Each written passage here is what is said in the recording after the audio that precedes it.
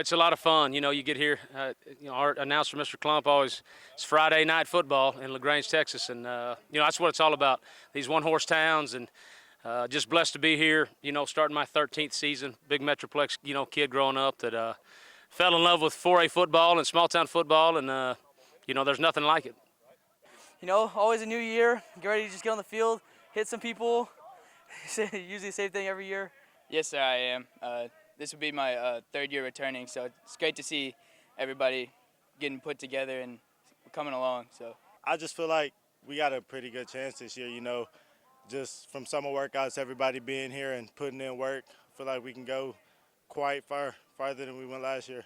Well, I think the expectations here are always high. You just passed our state championship wall coming in.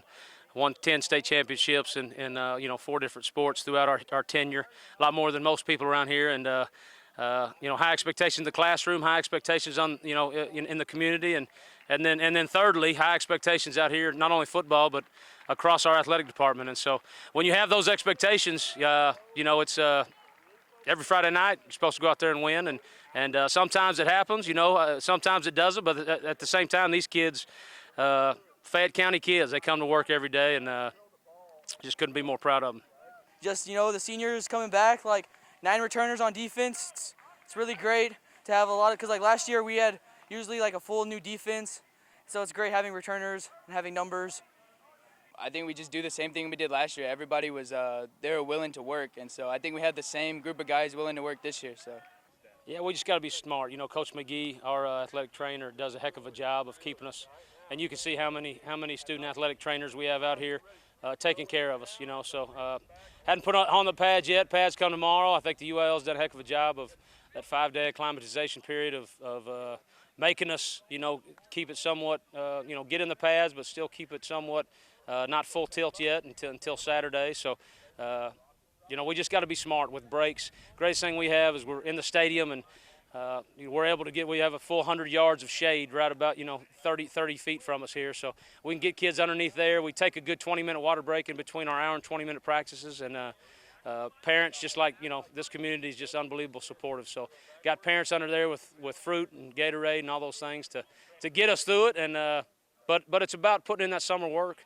And the ones that were here this summer for our Edge program, you can tell are ready for these. We got kids running extra sprints after a 3-hour practice because they know 4A Division II football, you got to play a lot of football sometimes. We weigh in before each and every practice, and we try to keep a certain weight. Whatever we lose, we have to drink back and just stay hydrated, water, Gatorade throughout practices, and yeah.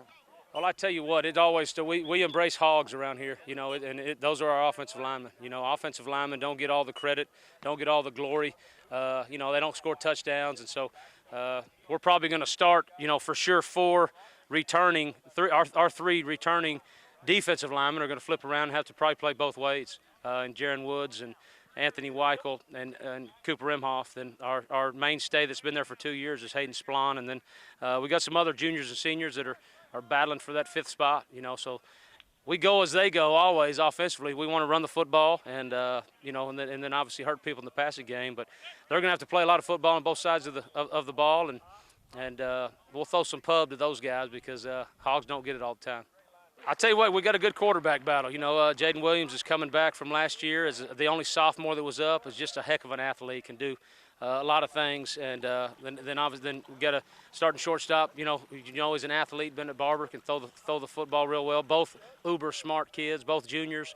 The best thing about them, they're both each other's biggest fans, and so it's going to be a fun battle. But the great thing is we can win with both of them, and so that's a heck of a battle. Yeah, I like both those guys. I've known them for a long time. It's just great to see competition. Just go out and play ball. Oh, I love it. I think it's any kind of competition is good for the team. So getting those guys and seeing them work even harder, because it's going to come down to who wants it more. So I love it. They both have their strong suits, but we can use them both. I know one's good with running, one's good with passing, but we need them both. We don't know. One may go down, but we can always count on the second one to come in and get the job done. We got the 3-headed monster at tailback, seniors, with Bravion Rogers and Jacoby Wilkerson, has come back, played some his both of them played some their freshman years, And then Jacoby came up his last year, his freshman year. Bravon has played every snap since he got up. And then C.J. Davis is a senior that we can give it to anytime. So those 3 guys. And then outside skill-wise, receiver-wise is going to be our returning receiver coming back is Jackson Cooper, coach's kid that just probably our best basketball player in the school, but at the same time can do a lot of things. And looking forward to getting him the rock as well.